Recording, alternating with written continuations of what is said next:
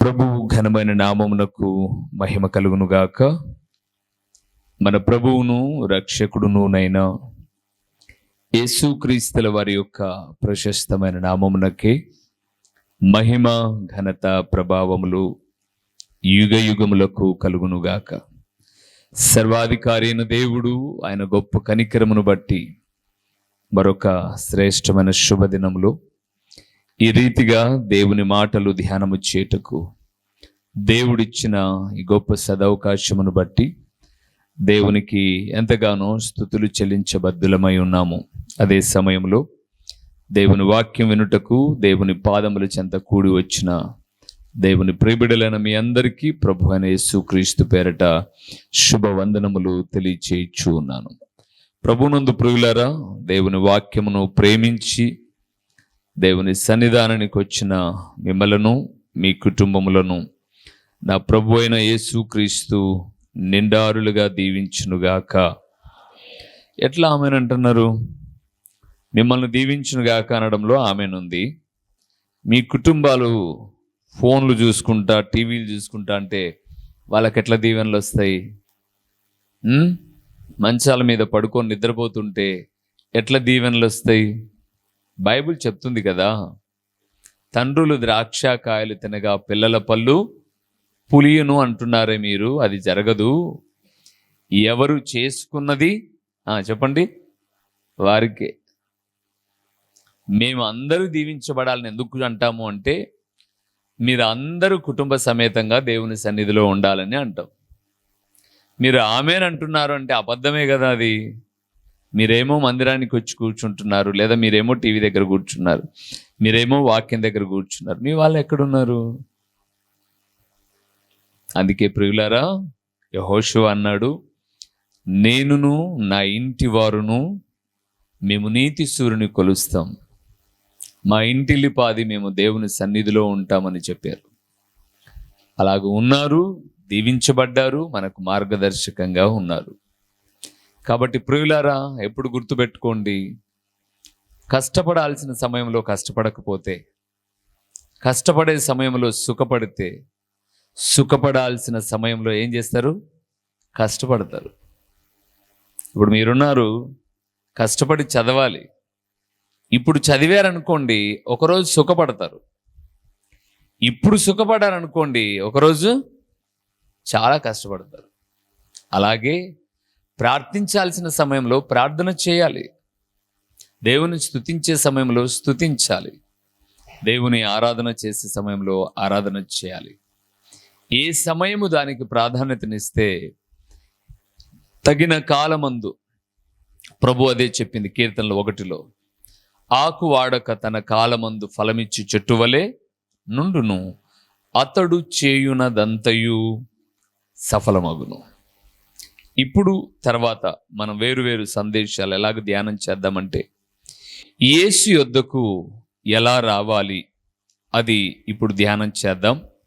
యేసునొద్దకు ఎలా రావాలి అని, తర్వాత యేసు యొద్దకు వస్తే కలిగే మేలులేంటి అనే విషయాన్ని చూద్దాం. ఒకవేళ యేసు యొద్దకు అనేది కష్టమైతే దేవుని యొద్దకు ఎలా రావాలి, ఇలా పెట్టుకోండి. యేసునొద్దకు వద్దు, దేవుని యొద్దకు. ఎందుకంటే ఆయన ప్రభు అయిన క్రీస్తు దేవుడే, అలాగని నేను ఆయన తృణీకరించట్లా. కాకపోతే తండ్రి అయిన దేవుడు, కుమారుడైన దేవుడు అని మనం చెప్పుకుంటాం. కాబట్టి దేవుని యొద్దకు ఎలా రావాలి ఇప్పుడు ధ్యానం చేద్దాం. తర్వాత ప్రభు చిత్తానుసారంగా దేవుని యొద్దకు వస్తే కలిగే మేలులు ఏవో తర్వాత మనం ధ్యానం చేద్దాం. రండి, ఒక మూల వాక్యాన్ని చూద్దాం. ఆదికాండము 45వ అధ్యాయము 9వ వచనాన్ని మనం చూద్దాం. 9వ వచనాన్ని మనం చూద్దాం. మీరు త్వరగా నా తండ్రి యొద్దకు వెళ్ళి అతనితో నీ కుమారుడైన యోసేపు దేవుడు నన్ను ఐగుప్తు దేశం అంతటికి ప్రభువుగా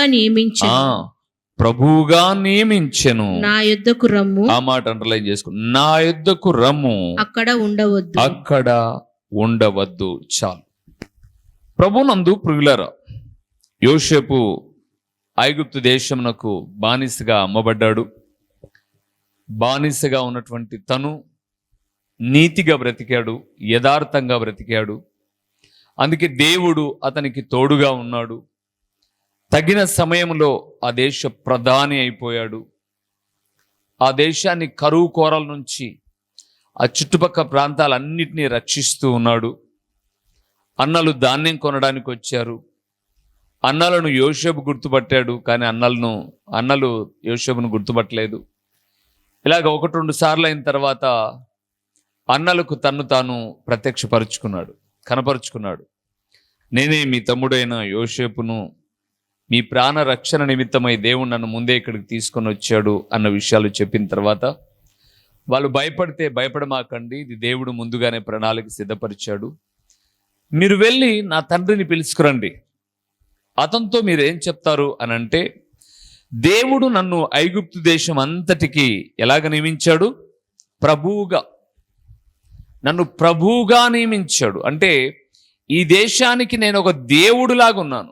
కావలసినటువంటి ఆహారాన్ని అంతటిని సమకూరుస్తున్నప్పుడు నీవే దేవుడు అన్నట్లుగా అందరూ నా మీద ఆధారపడి ఉన్నారు. కాబట్టి నా యుద్ధకు రమ్ము, అక్కడ ఉండవద్దు అని అన్నాడు. ప్రభువునందు ప్రియమైన వారలారా, ఒక దేశానికి ప్రభువుగా ఉన్నటువంటి యోసేపు దగ్గరకు వస్తేనే సమృద్ధి కలిగితే, ఆయన యుద్ధకే తండ్రిని రమ్మని ఆయన పిలిస్తే, మనం ఆరాధిస్తున్న దేవుని యుద్ధకు మనం వస్తే ఇంకెన్ని దీవెనలు ఉన్నాయి. ఎలా రావాలి ఆయన యుద్ధకు, ఎలాగూ రావాలని ఆయన కోరుకుంటున్నాడు అనంటే ఆ విషయాలు మీకు చెప్తాను. దానికి ముందుగా ఆయన యుద్ధకు ఎందుకు రావాలో చూద్దాం. మొదటి విషయం, యెషయా గ్రంథం 55వ అధ్యాయము. ఎందుకు రావాలి ఆయన దగ్గరకు అన్న ఒక ప్రశ్న మనం వేసుకుంటే, 55వ అధ్యాయము 3వ వచనాన్ని మనం చదువుదాం. ప్రియులారా, పేజీ నెంబర్ కూడా మీకు జ్ఞాపకం చేస్తాను. 616వ పేజీలో 55వ అధ్యాయము 3వ వచనాన్ని చదువుదాం. చెవియొగ్గి నా యుద్ధకు రండి, చెవియొగ్గి నా యుద్ధకు రండి, మీరు వినిన ఎడల మీరు బ్రతుకుదురు. నేను మీతో నిత్య నిబంధన చేసేదను. దావీదునకు చూపిన శాశ్వత కృపను మీకు చూపుదును. ఓకే, ఇక్కడ అంటున్నాడు, దేవుడు అంటున్నాడు, మీరు నా యుద్ధకు రండి. ఎందుకు రావాలి ప్రభువా మీ యుద్ధకు? మీరు చెవియొగ్గి నా యుద్ధకు రండి. నా యుద్ధకు మీరు వచ్చిన ఎడల, నా మాట మీరు వినిన ఎడల ఏమవుతారు? మీరు బ్రతుకుతురు. ఇప్పుడు మనం బ్రతకలేదా కదండి? ప్రశ్న వేసుకుంటే ఇప్పుడు మనం బ్రతకలేదా అంటే, ఈ బ్రతుకు శాశ్వతమైనది కాదు, ఈ బ్రతుకు స్థిరమైనది కాదు. ఈ బ్రతుకు తర్వాత ఉన్న బ్రతుకే శాశ్వతమైనది. అందుకే మీరు ఆ మాటలో చూశారో లేదో, 3వ వచనము చివరి లైన్లో, దావీదునకు చూపిన శాశ్వత కృపను మీకు నేను చూపుతాను. అందుకు మీరు రావాలి. అందుకొరకే మీరు నా యుద్ధకు రండి అని పిలుస్తున్నాను. ఎలాగ రావాలి? చెవియొగ్గి రావాలి, వినే మనస్సు పెట్టుకొని రావాలి, అంగీకరించే మనస్సు పెట్టుకొని రావాలి. విమర్శన బుద్ధితో రాకూడదు, సనుగులతో రాకూడదు, గొనుగులతో రాకూడదు. ఆయన దగ్గరకు వినుటకు వేగిరపడుతూ రావాలి. అంతేనా? 48వ అధ్యాయం చూడండి, అక్కడ ఏమన్నాడో. 48వ అధ్యాయం యెషయా గ్రంథం 15వ వచనాన్ని చూద్దాం. ఇక్కడ కూడా రండి అన్నాడు, ఏమంటున్నాడో అక్కడ కూడా చూద్దాం. 48వ అధ్యాయం యెషయా గ్రంథం 15వ వచనం. నేనే ఆజ్ఞ ఇచ్చిన వాడను, నేనే అతని పిలిచి తిని, నేనే అతనిని రప్పించి తిని, అతని మార్గము తేజరిల్లును. నా యుద్ధకు రండి. చూడండి, నా యుద్ధకు రండి, ఈ మాట ఆలకించుడి. అక్కడ అన్నాడు చెవియొగ్గుటకు రండి అన్నాడు. ఇక్కడ 15వ వచనంలో అంటున్నాడు, నేను ఆజ్ఞ ఇచ్చిన వాడను నేనే, కాబట్టి నా మాట వినుటకు రండి అని అన్నాడు. అయితే ఇప్పుడు మన ప్రశ్న ఏంటంటే, ఎలా రావాలి? ఏ రీతిగా దేవుని యుద్ధకు రావాలి? ఎలాగ రావాలి? బైబిల్ గ్రంథంలో పరిశుద్ధ అలంకారములు ధరించుకుని ఆయన సన్నిధికి రండి అని కూడా కీర్తనాకారుడు అంటాడు. సో ఇప్పుడు నేను అవి చెప్పట్లేదు, కానీ ఆయన యుద్ధకు ఎలా రావాలో చాలా విషయాలు ఉన్నాయి, కొన్ని చెప్తాను. మొదటి విషయానికి వద్దాం. యాకోబు రాసిన పత్రిక 4వ అధ్యాయము 8వ వచనాన్ని మనం చదువుదాం ప్రియులారా. ఎలాగ దేవుని యొద్దకు రావాలో 4వ అధ్యాయము 8వ వచనాన్ని మనం చూద్దాం. దేవుని యొద్దకు రండి, దేవుని యొద్దకు రండి, అప్పుడు ఆయన మీ యొద్దకు వచ్చును. అప్పుడు ఆయన మీ యొద్దకు వచ్చును. పాపులారా, పాపులారా, మీ చేతులను శుభ్రము మీ చేసుకునుడి. చేతులను శుభ్రము చేసుకొనుడి. ద్విమనస్కులారా, విమనస్కులారా, మీ హృదయములను మీ పరిశుద్ధపరచుకొనుడి. హృదయములను పరిశుద్ధపరచుకొనుడి. చాలు. యాకోబు భక్తుడు అంటున్నాడు, మనం చాలా పర్యాయములు ప్రార్థన చేసేటప్పుడు ఇలాగే అంటాం, దేవుని యొద్దకు రండి, అప్పుడు ఆయన మీ యొద్దకు వచ్చును అని వీధులలో కూడా సువార్తను ప్రకటిస్తూ ఉంటారు. ఇక్కడ దేవుని యొద్దకు రమ్మన్నాడు. ఎలాగ రమ్మన్నాడో చాలా విషయాలు చెప్పాడు. ఒక 2-3 అందులోనే మీకు జ్ఞాపకం చేస్తాను. దేవుని యొద్దకు రండి, అప్పుడు ఆయన మీ యొద్దకు వచ్చును అన్నాడు. మొదటిది, పాపులారా, మీ చేతులను ఏం చేసుకొని రావాలి? శుభ్రము చేసుకొని రండి అన్నాడు. చేతులు ప్రభునందు ప్రియులారా మన అలవాట్లను చూపించేవిగా ఉన్నాయి. ఎవరితోనైనా మనం మాట్లాడేటప్పుడు మీరు గమనిస్తూ ఉంటారు, ఎవరితోనైనా మాట్లాడేటప్పుడు తప్పనిసరిగా చేయి ఊపి మాట్లాడతాం. ఇంకా పోట్లాడేటప్పుడైతే నోటిలోని నాలుక కన్నా వేగంగా తిరిగేదేంటి? చెయ్యే. ఇప్పుడు ప్రభు అంటున్నాడు, మీరు ప్రభు దగ్గరకు వస్తే ఆయన మీ దగ్గరకు కూడా వస్తాడు. మీరు ఆయన దగ్గరకు వచ్చేటప్పుడు మీ ప్రవర్తన చక్కబెట్టుకొని రండి అన్నాడు. మీకు అర్థం కావడానికి ఒక మాట చెప్తాను. మన పిల్లలు పాఠశాలకు వెళ్ళి ఇంటికి రాగానే, అమ్మా ఆకలి అయితే అన్నం పెట్టమ్మా అని అంటాడు. మనం చెప్పే మొట్టమొదటి మాట ఏంటంటే, ఫస్ట్ వెళ్ళి కాళ్ళు చేతులు కడుక్కోపో అంటాం. కడుక్కుంటారా మీరు? ఏమోలేండి. ఫస్ట్ చెప్పే మాట ఏంటంటే, ఎక్కడెక్కడో ఆడుకుంటూ ఏవేవో తాకింటావు, ఇంకా ఏమేమో నువ్వు చేసింటావు, చేతిని శుభ్రపరచుకో. చేతికి అశుభ్రత ఉంటే తినే ఆహారము ద్వారా క్రిములు లోపలికి వెళ్ళిపోతాయి, లోపల నీకు ఏదో ఒక అనారోగ్యాన్ని కలుగు చేస్తాయి. కాబట్టి చేతులు కడుక్కో అని అంటాం. ఆపరేషన్ థియేటర్లకు వెళ్ళే వైద్యులను కూడా చూస్తే, ఒకసారి నేను చూశాను ఒక డాక్టర్ గారిని. ఆయన ఆపరేషన్ థియేటర్లోకి వెళ్తున్నాడు. ఆయన చేతులండి గ్లౌజ్ వేసుకుంటారు, వాళ్ళు గ్లౌజ్ కంపల్సరీ వేసుకొని ఆపరేషన్ చేస్తారు. కానీ నేను ఆ డాక్టర్ గారిని గమనిస్తున్నాను, ఆయన చేతులండి ఇక్కడ నుంచి మోచేతి వరకు 2 చేతులు ఎన్ని పర్యాయములు ఎంత శుభ్రంగా కడిగేశాడంటే అంత శుభ్రంగా కడిగాడు. కడిగిన తర్వాత గ్లౌజ్ వేశాడు. అంటే ఒక ఆపరేషన్ చేసే డాక్టర్ చేతులు శుభ్రపరచుకుంటున్నాడు, ఆహారం తినే పిల్లలు చేతులు శుభ్రపరచుకోమంటున్నాం. ప్రభు దగ్గరకు వచ్చేటటువంటి మన ప్రవర్తన విధానం కూడా ఎలాగుండాలి? పరిశుద్ధంగా, శుభ్రంగా. ఎన్ని మాటలు కసు దొబ్బింటారో ఫోన్ను అదరా బైబిల్ సంఖ్యలో పెట్టుకొని వచ్చింటారు. కసు ఏమేమి దొబ్బినారో ఫోన్లో నాకైతే తెలియదు, తిప్పేటప్పుడు ఏమేమి చూశారో తెలియదు. కానీ ఇప్పుడు ప్రభు దగ్గరకు వచ్చారు, పరిశుద్ధ గ్రంథాన్ని పట్టుకుంటున్నారు.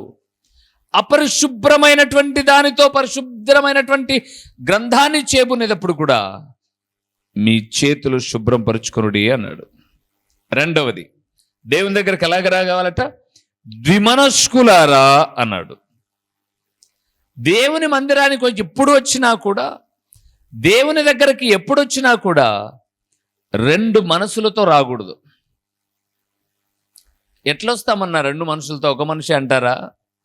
ఒకరు ప్రార్థనకు రావాలని వచ్చేవాళ్ళు, ఈరోజు పాస్టర్ నా మీద ఏం సెటర్ వేస్తాడో అని ఆలోచించి వచ్చేవాళ్ళు. 2 ఒకరిలోనే ఉంటాయి. నేను అనుకున్నా ఈ వారంలో జరిగింది ఆయనకు తెలిసింటాదని, తెలిసింది అనేశాడు. అంటే ఈమె వచ్చింది ఎందుకంటే అది అంటాడా లేదా అని తెలుసుకోనికి వచ్చింది. ఏమే ఆ విషయం తెలిసింటుందా లేదా అని వచ్చింది. ఒక్కటి గుర్తుపెట్టుకోండి, నాకు కొన్ని తెలియచ్చు, తెలియకపోవచ్చు. ఇక్కడికి వచ్చిన మీ మనసు ద్విమనస్కుతో ఉన్నట్లయితే కన్నా ప్రభువుకు మాత్రం అన్నీ తెలుసు. అందుకే రెండు మనస్సులు అనేది పెద్దలు చెప్తూ ఉంటారు. రెండు పడవల ప్రయాణం ఎప్పుడు కూడా ప్రమాదమే. రెండు వాహనముల మీద ప్రయాణం ఎప్పుడు ప్రమాదమే. రెండు మనస్సులతో దేవుని మందిరానికి రావడం కూడా ప్రమాదమే. దేవుని మందిరానికి ఎందుకు రావాలి అని అంటే, ఒక భక్తుడు అంటాడు, దేవుడు నాతో మాట్లాడేది నేను వినాలి, నన్ను నేను సరి చేసుకోవాలంటే ఒకే ఒక గురి కలిగి రావాలంట. నేను అదే చెప్పాను, చాలా మందితో కూడా నేను అదే చెప్తాను. 60 నిమిషాలు నేను ప్రసంగం చేసినప్పుడు 60 నిమిషాల్లో 59 నిమిషాలు అనేకమైన విషయాలు చెప్పి 1 నిమిషం అంటే 60 సెకండ్లలో ఏదైనా వాళ్ళకు తగిలే మాట చెప్పింటాను చూడండి. ఈ 59 నిమిషాల ప్రసంగాలు ఏమీ గుర్తుండవు, కానీ ఈ ఒక్క మాటను మాత్రం అందరికీ ఏం చేస్తారు? పబ్లిసిటీ చేసేస్తారు. నన్నిట్టానే నిన్న అనకముందు ఏం చెప్పాడా ప్రసంగం అంటే అది చెప్పరు. యాకోబు గురించి చెప్పారా, యోసేపు గురించి చెప్పారు, ఇవేం చెప్పరు. నన్నది రెండు మనస్సులతో మందిరానికి రాకూడదు ప్రియులారా. ఒకే మనస్సు, ప్రభువా నాతో మాట్లాడు, నా బ్రతుకుని సరి చేసుకుంటా, దట్స్ ఆల్. మూడవది ఎక్కడే చెప్పాడు చూడండి, ఎలాగ రావాలో. మీ హృదయములను ఏం చేసుకోవాలి? పరిశుద్ధపరుచుకొనుడి అన్నాడు. ఇక్కడికి వచ్చిన తర్వాత ఏం చేయాలి? పరిశుద్ధపరుచుకోవాలి. లోకములో మన ముస్లిం సోదరులను చూడండి, వాళ్ళను చూసినప్పుడు కొన్ని విషయాలు మనకి ఏం తెలియజేస్తాయంటే, గోర్లలోని మట్టి తీస్తారు వాళ్ళు నమాజ్ చేసేటప్పుడు, చెవులలో ముక్కులలో ఎక్కడెక్కడో నీళ్ళు వేసి అన్నీ కడుగుతారు. చేసే పనులు మాత్రం మనకు తెలుసు. అక్కడ వ్యాపార రంగంలో ఉన్నది అంతా వాళ్ళే. వ్యాపారం అనేది అబద్ధానికి నిలయమైనది. కానీ ఇక్కడికి వచ్చిన తర్వాత బాహ్య శరీరాన్ని ఎంత శుభ్రపరచుకోవాలో అంత శుభ్రపరచుకుంటారు. ఇక్కడికి వచ్చిన తర్వాత మన ఆత్మీయ స్థితికి మెరుగుపరుచుకోవడానికి హృదయములను ఏం చేయాలి?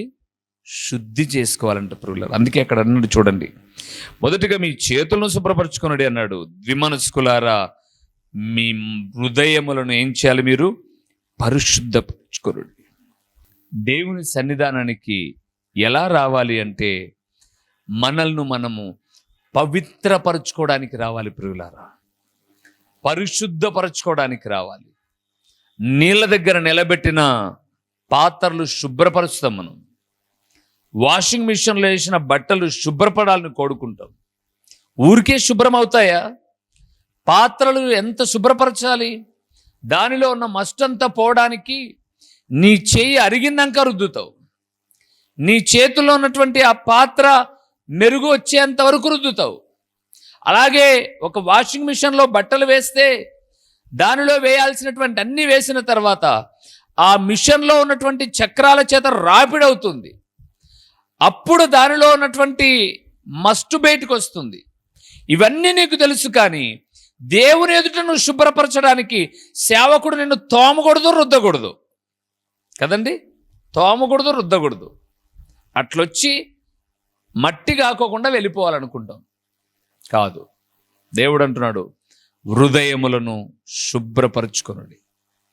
ఇది హృదయములు శుభ్రపరచబడేటటువంటి సన్నిధాన ప్రియులారా. అందుకే దేవుని సన్నిధానానికి ఎలాగ రావాలంటే, ప్రవర్తనను మార్చుకోవడానికి, ఒక్క మనస్సు కలిగి ఉండడానికి, హృదయాన్ని పరిశుద్ధపరచుకోవడానికి దేవుని యొద్దకు రావాలి. రెండవది ఎలాగ రావాలో చూద్దాం. యోవేలు గ్రంథానికి వెళ్దాం. 2వ అధ్యాయము 12వ వచనాన్ని. యోవేలు గ్రంథం. ఇప్పుడైనను మీరు ఉపవాసముండి కన్నీరు విడుచుచు దుఃఖించుచు మనఃపూర్వకముగా తిరిగి నా యొద్దకు రండి. చాలు. మొదటిది మనం చూసాం. 4వ అధ్యాయం 8వ వచనం యాకోబు రాసిన పత్రికలో, దేవుని యొద్దకు రండి, అప్పుడు ఆయన మీ యొద్దకు వచ్చును అన్నాడు. దేవుని యొద్దకు ఎలాగ రావాలి అంటే, ప్రవర్తనను సరిచేసుకుంటూ, రెండు మనస్సులతో కాక ఒకే మనస్సుతో, అంత మాత్రము కాక హృదయాన్ని పరిశుద్ధపరచుకోవడానికి అని. ఇప్పుడు యోవేలు గ్రంథం 2వ అధ్యాయం 12వ వచనాన్ని చూస్తున్నప్పుడు, దేవుని యొద్దకు ఎలాగ రావాలంటే మనఃపూర్వకముగా రావాలి. ఎలాగ రావాలంట? అంటే మనస్ఫూర్తిగా రావాలంట. కొంతమంది ఎలాగొస్తారంటే, మా ఆయప్ప రమ్మన్నాడు కాబట్టి నేను వచ్చిన ప్రార్థనకు. ఒక భార్య వ్యక్తిత్వం చెప్తున్నా, మా ఆయన రమ్మన్నాడు కాబట్టి ప్రార్థనకు వచ్చిన. నాకు యేసుప్రభు అంటే ఇష్టం లేదు, యేసుప్రభు అంటే నాకు ఇష్టం లేదు, మా దేవుళ్ళు మాకున్నారు అని ఒక ఆమె. ఇంకొక ఆయన, ఎందుకయ్యా నువ్వు వచ్చావు బాబా అంటే, ఈ బాబా ఎందుకు వచ్చాడంటే మా ఆమె రమ్మనింది కాబట్టి నేను వచ్చిన. మనస్ఫూర్తిగా కాదు, ఇష్టపూర్వకంగా కాదు. కానీ ప్రవక్త అయిన యోవేలు అంటున్నాడు, మీరు ఆయన యుద్ధకు ఎలాగ రావాలి? మనపూర్వకముగా. ఎవరు కూడా బిర్యానీ పెడితే మా భార్య తినమని నేను తిన్నా అన్నాడు. నాకు ఇష్టమైన ఫేవరెట్ ఫుడ్ ఇది అని ఇష్టపడి తింటాడు.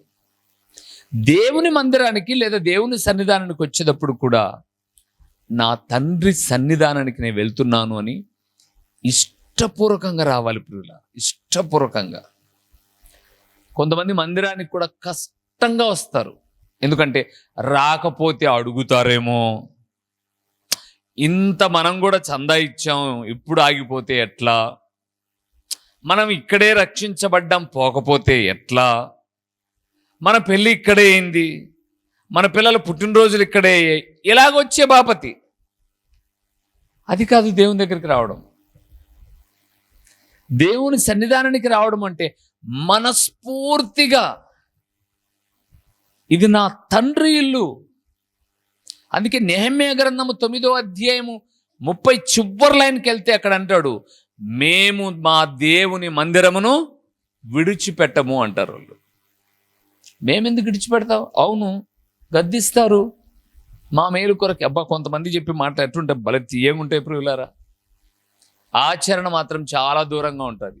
అక్క, మీరు సేవకులు, మమ్మల్ని కొట్టచ్చు మీరు అంటారు. ఇది కొడితే ఊరుకుంటారే, యాక్టింగ్ కాకపోతే. మీరు అంటే ప్రారంభ దినాలు చెప్తున్నా, మీరు మమ్మల్ని గద్దించే హక్కుందన్నా, మీరు మమ్మల్ని గద్దించే హక్కుందక్క, అసలుకు మీరు మమ్మల్ని కొట్టచ్చక్క. కొడితే సరిపోతుంది పోండి. మామూలుగా ఉన్న వాక్యం ఉన్నట్టుగా చెబితేనే 30 వంకర్లు మూతులు తిప్పి 40 వంకర్ల ఆలోచనలు చేస్తుంటే మీరు మమ్మల్ని కొట్టచ్చక్క. ఈ మాటలు చెప్పినప్పుడు అనుకుంటారు, మా విశ్వాసులు ఎట్లాంటి వాళ్ళంటే ఏమో మురిసిపోయి ఉంటాం. తర్వాత కొట్టచ్చు కాదు, గద్దించింటాం చూడండి, హెచ్చరించింటాం చూడండి మేలు కోరి, అప్పుడు చూడాలి వాళ్ళ వైఖరి. మరి కొట్టచ్చని ఎందుకని అంటారో? ఇవన్నీ కళ్ళబుల్లి మాటలు అంటారు చూడండి, అట్లాంటివి. కొట్టమ్మా నువ్వు, మీకు హక్కు ఉందమ్మా, ఏది కొడితే హక్కే. జోక్ ఇవన్నీ ఫన్ బకెట్ కథల మాదిరి మన వాళ్ళు చెప్పిన మాట. నేను ఎప్పుడు కూడా మా అమ్మాయి చెప్తుంటే నాకు అప్పుడప్పుడు, ఇలాగన్నారబ్బా ఒకప్పుడు, కొట్టచ్చని అన్నారని చెప్పేసి అంటే పొరపాటుగా పోయేట, పొరపాటుగా అట రాసుకో, కొట్టద్దు, తగలద్దు. అట పక్కన చూసినట్టుగా చూసి అట భుజం తగిలేవనుకో, టెక్కు పెరిగిందబ్బా దుబాయ్ నుంచి ఉంగర బుచ్చాలకి అని అనుకుంటారే తిక్కదానా. రాసుకుంటేనే ఇంత మాట్లాడితే ఇంకా కొట్టి చూడు. దేవుని మందిరానికి ఎలాగ రావాలట? మనస్ఫూర్తిగా, మనస్ఫూర్తిగా. ప్రభునందు ప్రియులారా, ఇది ఏదో ఒక టైంపాస్ మాదిరి, యాక్టింగ్ మాదిరి, ఒక 2 గంటలు మనం గడిపితే పుణ్యం సంపాదించుకుంటాం. మనస్ఫూర్తిగా. అందుకే బైబిల్ గ్రంథంలో మాసిదోనియా సంఘం అనే ఒక సంఘం ఉంది. ఆ సంఘము గురించి మాట్లాడుతూ, మరి తర్వాత మీరు చదువుకున్నాడు కొరింథీయులకు రాసిన మొదటి పత్రిక 8-9 అధ్యాయాల్లోనికి వెళ్ళినప్పుడు, ఆ సంఘము వారట దేవునికి అర్పించే అర్పణ కూడా మనపూర్వకముగా, ఉత్సాహముగా ఇస్తూ వచ్చారంట. అందుకే ఉత్సాహముగా ఇచ్చేవారిని దేవుడు నిండాలుగా దీవించేవాడు. దేవుని మందిరానికి ప్రవర్తన సరిచేసుకోవాలని రావాలి, హృదయాన్ని పవిత్రపరచుకోవడానికి రావాలి, ఒక మనస్సుతో రావాలి. యోవేలు గ్రంథకర్త అంటున్నాడు, ఇష్టపూర్వకంగా దేవుని సన్నిధికి రావాలి. 3వది ఒక మాట చెప్పి నేను ముగిస్తాను ప్రియులారా. లూకా రాసిన సువార్త 14వ అధ్యాయము లూకా రాసిన సువార్త 14వ అధ్యాయము 26వ వచనాన్ని మనం చూద్దాం. 25, 26 కలిసి ఉన్నాయి, పర్లేదు. 26 మనకు కావాలి, చదువుదాం. ఆయన వారి తట్టు తిరిగి 26 వచనం చదువుతున్నాం. 14, 20. ఆయన వారి తట్టు తిరిగి ఎవడైనను నా యొద్దకు వచ్చి తన తండ్రిని తల్లిని భార్యను పిల్లలను అన్నదమ్ములను అక్క చెల్లెండ్రును తమ ప్రాణమును సహా ద్వేషింపకుంటే వాడు నా శిష్యుడు కాని. చాలు ప్రియులారా. మూడవది ఎలాగ దేవుని దగ్గరికి రావాలి అని అంటే, మన ప్రియులైన వారందరికన్నా ఎక్కువగా దేవుని ప్రేమించి దేవుని దగ్గరికి రావాలి. అందరికన్నా. భార్య అక్కడ చెప్పాడు చూడండి, తండ్రిని తల్లిని భార్యను పిల్లలను అన్నదమ్ములను అక్క చెల్లెలను చివరికి ప్రాణమును సహా ఏం చేయాలి? ద్వేషించి ప్రభువుని ఏం చేయాలి? ప్రేమించాలి. అంటే ఇక్కడికి వచ్చిన తర్వాత ప్రభు మీదనే మన ప్రేమ, ప్రభు మీదనే మన ఆధారమై ఉండాలి. ఇక్కడికి వచ్చిన తర్వాత నా కొడుకు ఆడ కూర్చున్నాడు, నా కూతురు ఆడ కూర్చునింది, కరెక్ట్గా కూర్చునిందా లేదా, ఓయమ్మ ఆయన చెప్పినప్పుడు వీడు మోకాలు వంగినాడా లేదా, ఇవన్నీ ఎక్కడ చూసుకోవాలి? ఇంటి దగ్గర చూసుకొని రావాలి. రే నువ్వు కూర్చున్నప్పుడు జాగ్రత్త, నీ ప్రవర్తన జాగ్రత్త. ఇవన్నీ ఎక్కడ నేర్పియాలి అంటే ఇంటి దగ్గర నేర్పియాలి. ఇంటి దగ్గర నేర్పించిన ఒక పుణ్యాత్మురాలు ఉంది. ఎవరామె? హన్న. అందుకే ఆవిడ మందిరంలోనికి రాగానే మ్రొక్కుతూ ఉన్నాడు దేవుణ్ణి. మూడవది ప్రియులారా, మన ప్రియులైన అందరికన్నా దేవుని ప్రేమించాలి. దేవుని ప్రేమించాలి. ఎన్నేళ్ళ పరిచర్య సేవా జీవితంలో ఇక్కడికి వచ్చిన తర్వాత నేను ఎన్నో పర్యాయములు చెప్పాను. నా కుటుంబానికైనా మీకైనా ఒకే వాక్యం ఉంటుంది. మిమ్మల్నైనా కుటుంబాన్నైనా ఒకే రీతిగా ట్రీట్మెంట్ ఉంటుంది. ఎవరినైనా పిల్లలను గద్దించాల్సి వచ్చినప్పుడు ఫస్ట్ నా పిల్లవాళ్ళనే నేను గద్దిస్తాను. ఎందుకంటే వీళ్ళు గద్దిస్తే వాళ్ళు భయపడతారు ఆటోమేటిక్గాని. అంటే దేవునికి ఇవ్వాల్సిన ప్రాధాన్యత మనుషులకు ఇవ్వకూడదు. ఈరోజు ఈ దీన సేవకుడు అనేక చోట్లకు వెళ్ళి దీవించబడ్డానికి ఏదైనా కారణం ఉంది అంటే, దేవుని సన్నిధిలో దేవుని తప్ప దేన్ని ప్రేమించకూడదు ప్రియులారా. చివరికి మన ప్రాణమైనా సరే ద్వేషించి ప్రభువును మాత్రమే ప్రేమించాలి. అందుకు రావాలి దేవుని దగ్గరికి. ఇక్కడికి వచ్చిన తర్వాత ఫెసిలిటీస్ కాదు మనం చూడాల్సింది, వసతులు కాదు చూడాల్సింది, ఆరాధ్య దైవమైన ప్రభు సహవాసాన్ని మనం చూడగలిగితే ఆయన ఎద్దుకు వచ్చినప్పుడు ఆయన నిండారులుగా దీవించేవాడుగా ఉన్నాడు. అందుకే మనం 3 విషయాలు చూసాం. దేవుని ఎద్దుకు ప్రవర్తనను మార్చుకోవడానికి రావాలని, మనస్ఫూర్తిగా రావాలని, అందరికన్నా ఎక్కువగా ఆయనను ప్రేమించుట కొరకు రావాలని. ఆయన వద్దకు వస్తే ఏం మేలున్నాయో తర్వాత చూద్దాం. తలలు వంచండి, కళ్ళు మూసి ప్రార్థన చేద్దాం. ప్రార్థన చేసుకుందాం. దేవా, నీ యొద్దకు ఇలాగా రావడానికి, ఇలాంటి మనస్సును మేము కలిగి ఉండడానికి దయతో జ్ఞాపకం చేసుకొని ప్రభువును అడుగుదాం. ప్రభు మెండైన దీవెనలు పొందుకుందాం. మహిమ స్వరూపివైన మా ప్రియ పరలోకపు తండ్రి, పరిశుద్ధుడు అయిన దేవా, మీ ఘనమైన నామమునకు స్తోత్రములు చెల్లిస్తూ ఉన్నాము నాయనా. నువ్వెంతైనా నమ్మదగిన దేవుడవు తండ్రి. ప్రకటించబడిన పరలోకపు సంగతులు వ్యర్థముగా పోకుండా సారవంతమైన నేలను పడిన విత్తనము వలె 30దంతలుగా 60దంతలుగా 100అంతలుగా ఫలింపచేసి మీ ఘననామానికి మహిమ ఘనత ప్రభావాలు మీరు కలుగు చేసుకొనుమని ఎంతైనా నమ్మదగిన దేవుడవైన మీకు స్తుతులు చెల్లించుకుంటూ యేసు నామములో అడిగి పొందియున్నాము తండ్రి. ఆమేన్. మా చిరునామా దైవజనులు బ్రదర్ ఓ రూబేన్ గారు, క్రీస్తు ప్రార్థనా మందిరం, డోర్ నెంబర్ 1-10-386, నగరిగుట్ట, పులివెందుల, కడప జిల్లా. మీ ప్రార్థనా అవసరాల కొరకై సెల్ నంబర్ 9989067409.